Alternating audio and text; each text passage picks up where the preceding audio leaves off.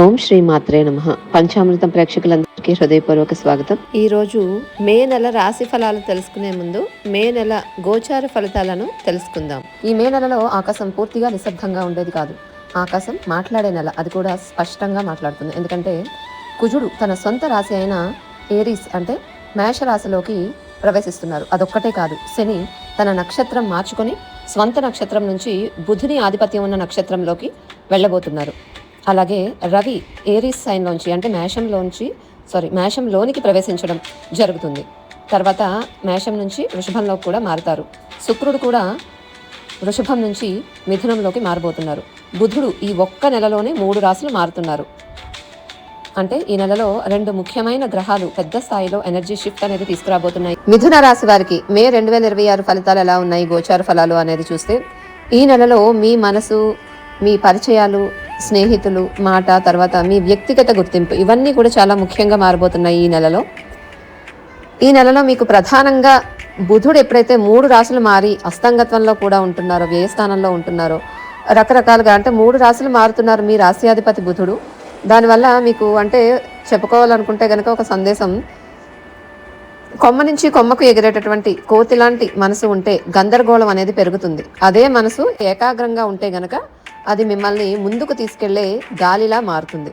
So అది ఈ నెలలో చెప్పుకోవాల్సిన సందేశం ఈ మిథున రాశి వారికి. ఎందుకు ఇలా చెప్పాము అని అంటే, మీ లగ్నాధిపతి బుధుడు మేషంలోకి, తర్వాత వృషభంలోకి, మిథునంలోకి 3 రాశులు మారుతున్నారు ఈ నెలలో. అలాగే మీ మనసు కూడా 3 దశల్లో మారుతూ ఉంటుంది ఈ నెలలో. మొదటి దశ చాలా వేగంగా స్పీడ్గా ఆలోచించడం, రెండో దశలో సెకండ్ ఫేజ్లో ఈ నెలలోనే స్థిరంగా ఆలోచించగలగడం, మూడో దశలో పూర్తిగా వ్యక్తీకరించడం, మీరు చెప్పాలనుకున్న దాన్ని క్లియర్గా చెప్పగలగడం, ఈ 3 రకాలుగా మారుతుంది.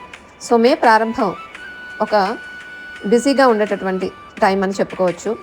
సో ముఖ్యంగా ఈ టైంలో మీకు ఒకేసారి చాలా విషయాలు చేయాల్సిన పరిస్థితి రావచ్చు. ఆలోచనలు, సందేశాలు, తర్వాత మీరు వేస్తున్న ప్రణాళికలు, వ్యక్తులు, ఇవన్నీ కూడా మీకు చాలా చేయాల్సినవి ఉంటాయి.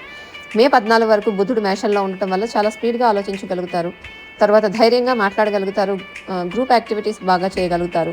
స్నేహితులు పెరగడం జరుగుతుంది. కానీ మే 23 వరకు బుధుడు రవితో కలిసి అస్తంగత్వంలోనే ఉంటున్నారు.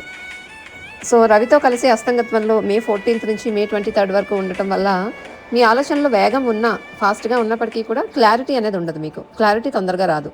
మీ రాశ్యాధిపతి అస్తంగత్వం అయిపోయారు. అంటే రవితో ఏ గ్రహం కలిసినా కూడా అస్తంగత్వం అనుకుంటాం కదా. కాబట్టి బుధుడు రవితో కలిసి అన్ని రోజులు ఉండడం వల్ల అస్తంగత్వం.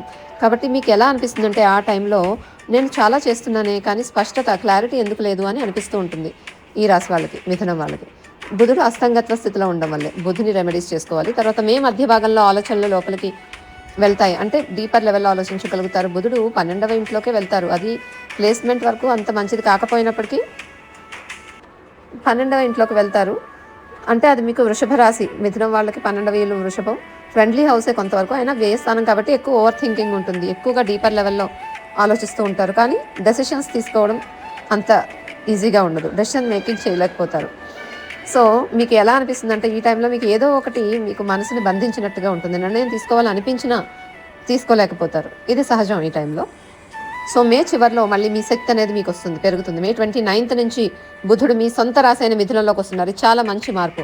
ఈ సమయంలో మళ్ళీ మీకు మీలాగా మీ సొంత శక్తి వచ్చినట్టుగా అనిపించడం, మీ ఆత్మవిశ్వాసం పెరగడం, స్పష్టంగా మాట్లాడగలగడం, ఇవన్నీ ఉంటాయి. క్లారిటీ వస్తుంది. మే 14 తర్వాత శుక్రుడు కూడా మీ రాశిలోకి వస్తున్నారు. దానివల్ల ఇక్కడ చార్ట్లో చూడొచ్చు, శుక్రుడు మీ రాశిలోకి రావడం వల్ల మీకు ఆకర్షణ పెరుగుతుంది. అంటే మీకు లుక్స్ వైజ్గా కానీ, డ్రెస్సింగ్ స్టైల్ వైజ్గా కానీ ఇవన్నీ కూడా పెరుగుతుంది, ఆకర్షణ, అట్రాక్షన్.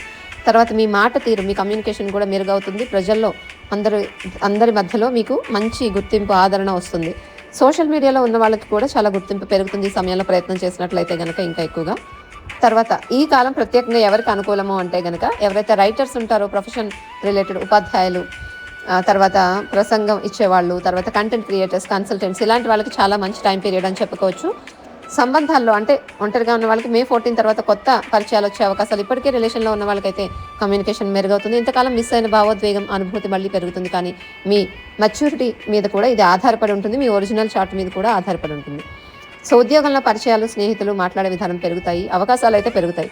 కానీ మీకున్న ప్రతి స్నేహితులు నిజమైన హెల్ప్ చేసేవాళ్ళు కాదు, నిజమైన సపోర్టర్స్ అయితే కాదు.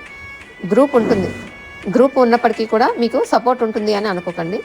తర్వాత ధన పరిస్థితి, మీ నైపుణ్యాన్ని ఉపయోగించి సంపాదిస్తే ఆర్థిక పరిస్థితి మెరుగవుతుంది. కేవలం గుర్తింపు కోసమే మీరు వెళ్ళకండి, లాభాలు తక్కువగా ఉంటాయి గుర్తింపు కోసం మాత్రమే వెళ్తే కనుక.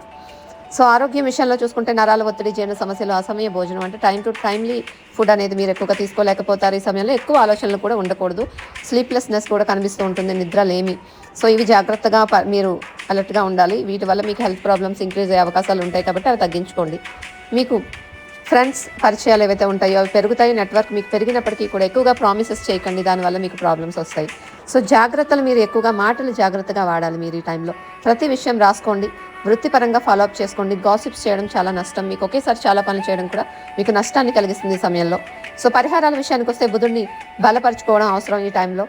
సో రోజు మీరు చేసిన పనులు కూడా మీరు ఒక దగ్గర పెట్టుకోండి లిస్ట్. తర్వాత ఒకే సమయానికి నిద్రపోవడం అలవాటు చేసుకోండి. బుధుని మంత్రం చాంటింగ్ చేసుకోండి. ఓం బుధాయ నమః అనేది కూడా జపించుకోవడం చాలా చాలా మంచిది ఈ సమయంలో మీకు. ఈ టైంలో మీకు అధిక మాసం, పురుషోత్తమ మాసం కూడా వస్తున్నప్పుడు మీరేం చేయాలి అంటే విష్ణు ప్రార్థనలు చేసుకోండి, చాలా మంచిది. తర్వాత ఆకుపచ్చ రంగు వస్తువులు దానం చేసుకోవడం కూడా చాలా శుభప్రదం.